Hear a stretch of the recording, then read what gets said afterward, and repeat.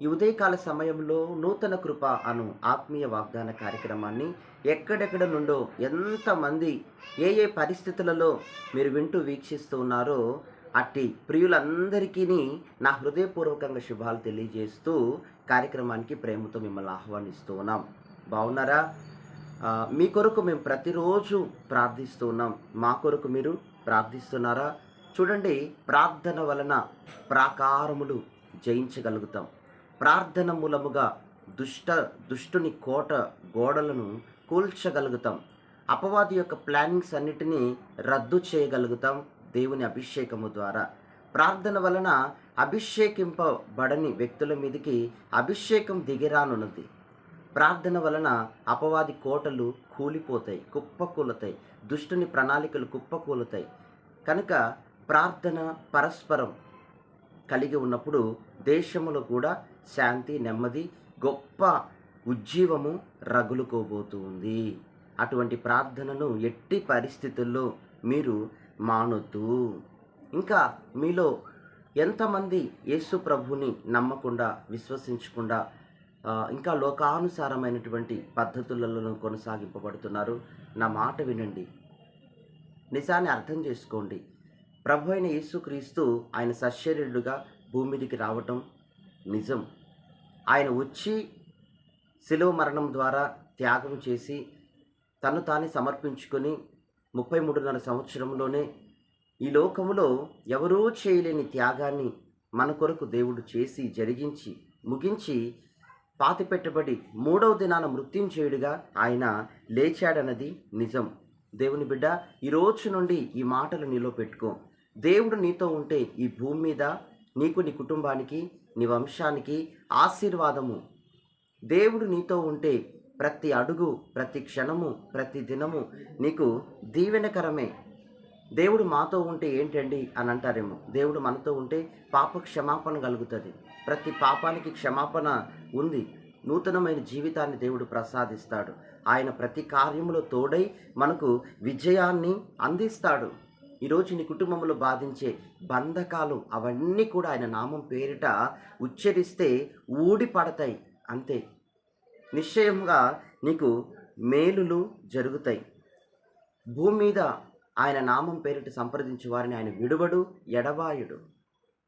భూమి మీద ఆయన వంటి నామం మరొకటి లేదు.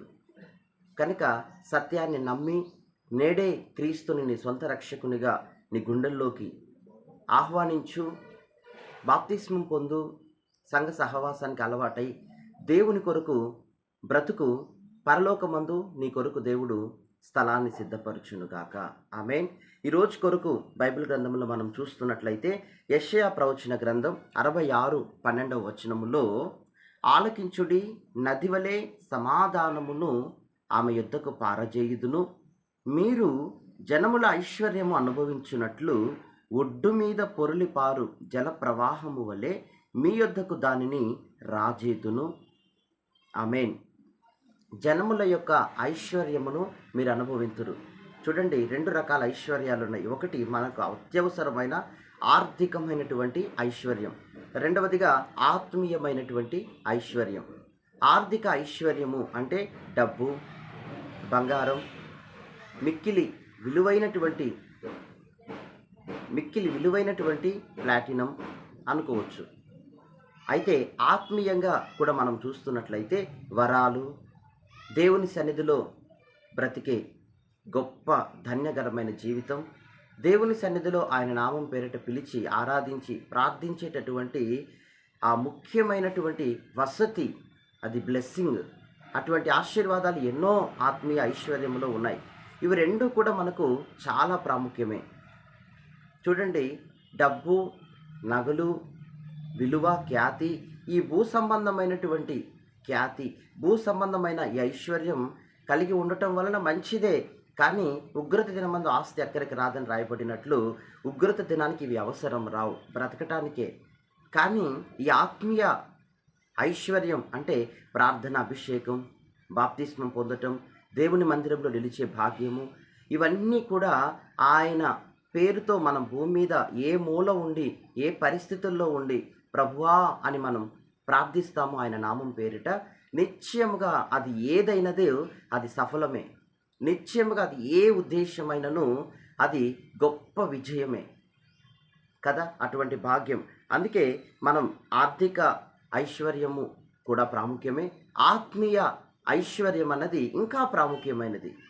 ఈరోజు చాలామంది తమ యొక్క వ్యక్తిగత మనసులో ఎన్నో తప్పిదములు, ఎన్నో రకాలైన ఘోరాతి ఘోరమైన పాపములు జరిగించి కూడా దేవునికి విధేయత చూపకుండగా, దేవునికి ఆరాధించకుండగా, నేనే గొప్ప, నేనే నాదే అన్నట్టుగా అతిశయముతోనూ, గర్వముతోనూ బ్రతుకుతూ ఉన్నారు.